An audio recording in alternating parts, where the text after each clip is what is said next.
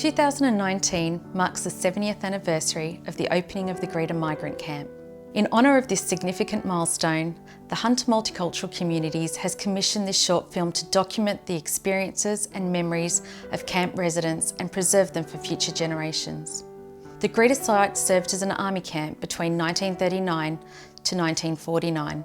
Then upon the signing of Australia's agreement to bring displaced persons from Europe, the camp was converted to a migrant camp between 1949 and 1960. Over 18 nationalities occupied the camp, including Ukrainian, Latvian, Polish, Hungarian and Italian, to name a few. After the Second World War, Australia ran out of manpower. So Australia's first immigration minister, Arthur Calwell, came up with the phrase, immigrate or perish. So the government passed a law that they would go overseas and look for labour because they couldn't produce their own. So they went and visited all the displaced persons camps throughout Europe, looking for people to immigrate to Australia. My father was a prisoner of war in Germany. My mother was a German citizen. After the war, they married and they went into a displaced persons camp. And then they were given a choice by the German government that they could go back to their country of origin, stay in Germany and become German citizens, or emigrate. My parents were displaced persons in Coburg in Bavaria or Germany. They had to make a decision about what they do with their lives after the war. So their first thought was to go back to Poland, but the relatives there said, no, it is not a good place anymore, devastated during the war. So you find yourself another country that you can start your married life in. My mother and father were Ukrainian, and during the war they were taken to Germany to be labourers in Germany, to work in the factories and farms where they didn't have enough labour. And so they were there when the war finished, and I was born in Goslar, Germany. And then they decided to come to Australia. They had the choice of America or Australia, and they chose Australia. My brother, John, I, and both my mother and father come from Belarus. We were in a bad shape indeed, and then the United Nations started looking after us, and then before long we were told, you have to decide what you're going to do now. We can't keep you in these camps and feed you, look after you. And a lot of us came to Australia. The ship journey took from 4 to 6 weeks to come from Europe, mainly from Bremerhaven or Naples is where the main boarding place was. And then they came across to Perth. They dropped off some passengers there, then to Adelaide, Melbourne and then Sydney. And then scattered throughout that, they started introducing direct ship arrivals to Newcastle. The first one was the Fair Sea in August 1949 with 1,896 people on board. That was the largest number of people on any ship to arrive. On the 19th of August 1949, we arrived directly in Newcastle. When we arrived on that day, I was 14 years and 8 months old. We left Bremerhaven in October 1950, and it took us 51 days to get to Australia via the Suez Canal, and we disembarked in Newcastle on the 18th of December 1950. We got off the boat and onto the train and came directly to Greta camp. A lot of people that arrived in Greta station cried and refused to get off the train. The cry was, oh no, not another camp. These were so reminiscent of the concentration camps that some people cried. They said, what have we done? My mother actually, when we saw the Greta camp, all these hundreds of huts there, she burst into tears and she said to my father, we are going to be living in camps again as we did during and after the war. And she cried. Once they reached the camp, they were allocated their hut numbers. They were issued with a blanket, one roll of toilet paper, and your eating utensils, and then taken to your hut, and that was home. Everybody was just preoccupied how to create the new life here. It was going to be forever and ever. Amen.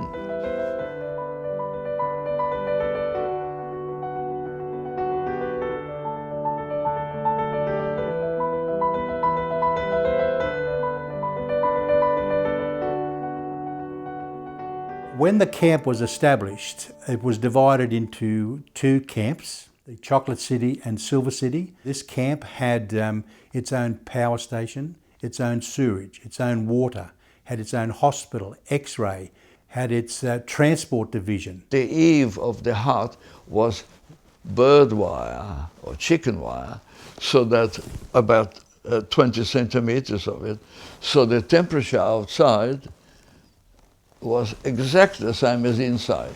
No heating, nothing.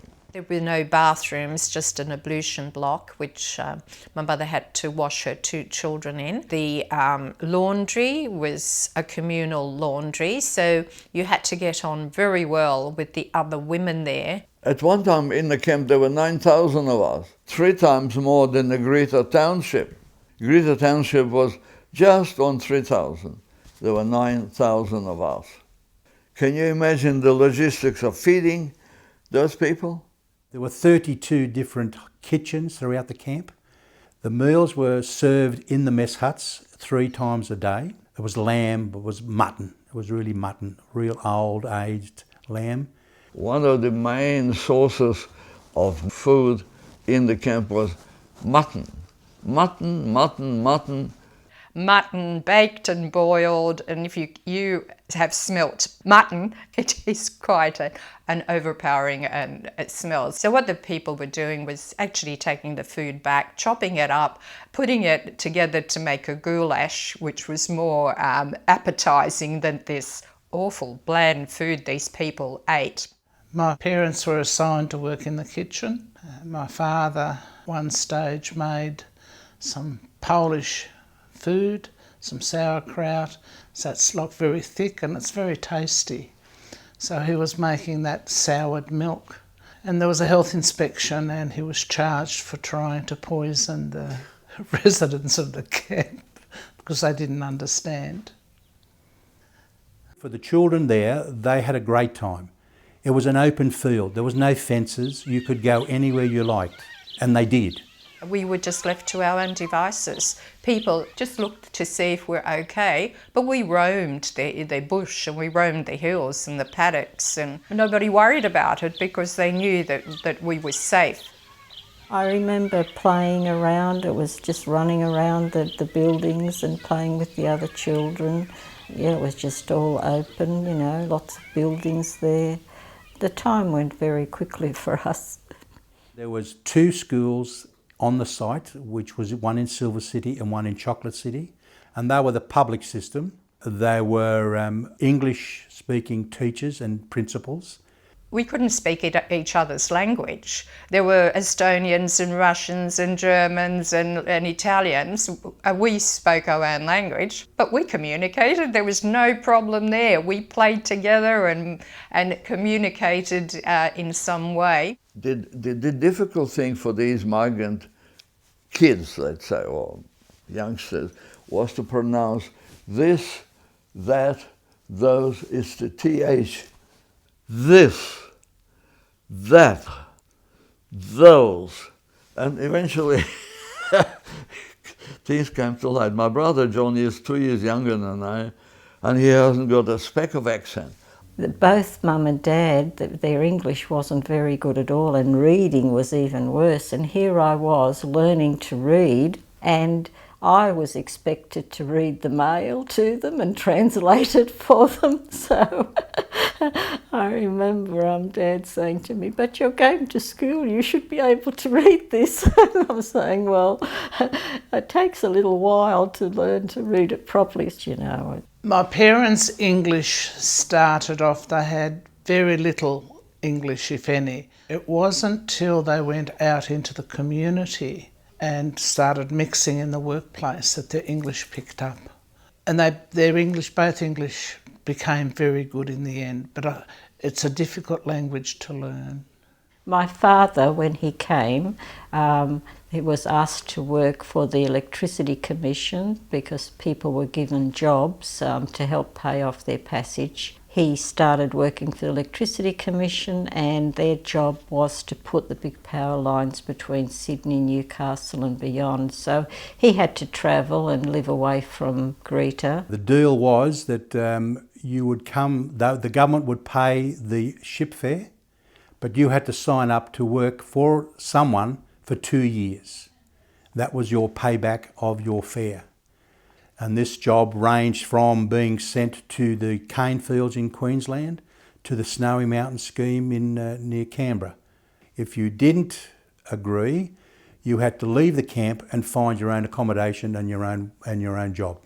My father was then, after working in the kitchens, he was then sent away to work at a dam and then later on to the railway.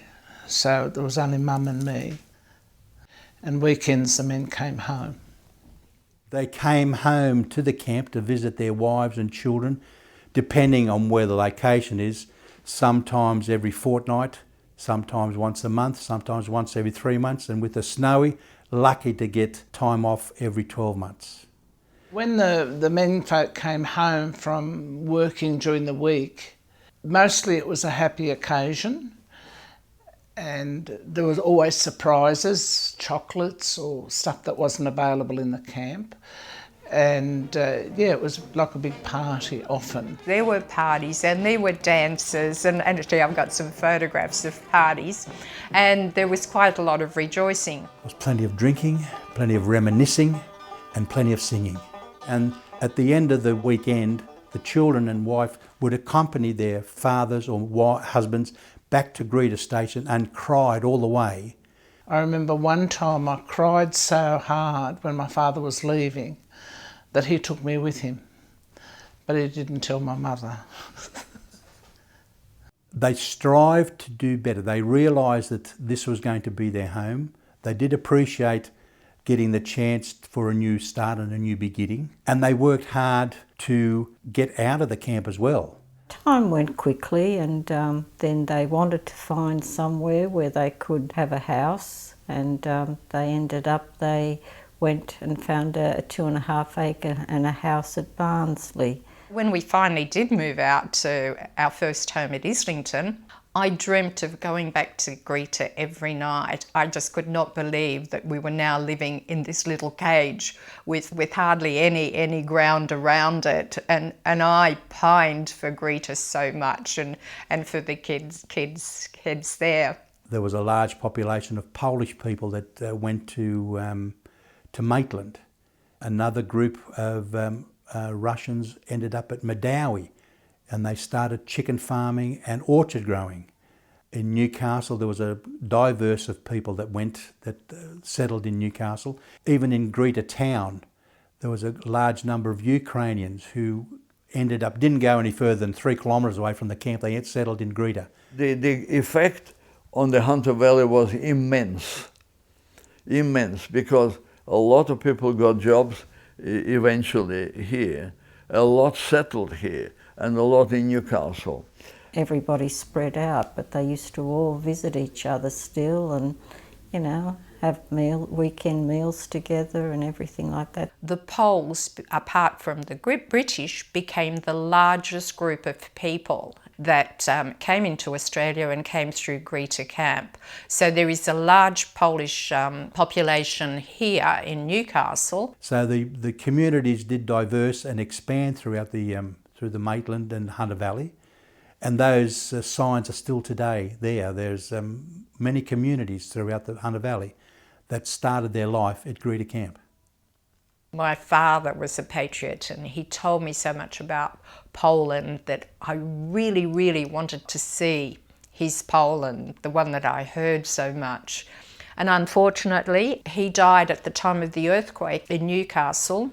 But I did take my mother back, and we did see it, and the family that are there, which is so special. Yeah, I'm Australian as anything, but I'm still appalled that came out here as a 3-year-old after a devastating war.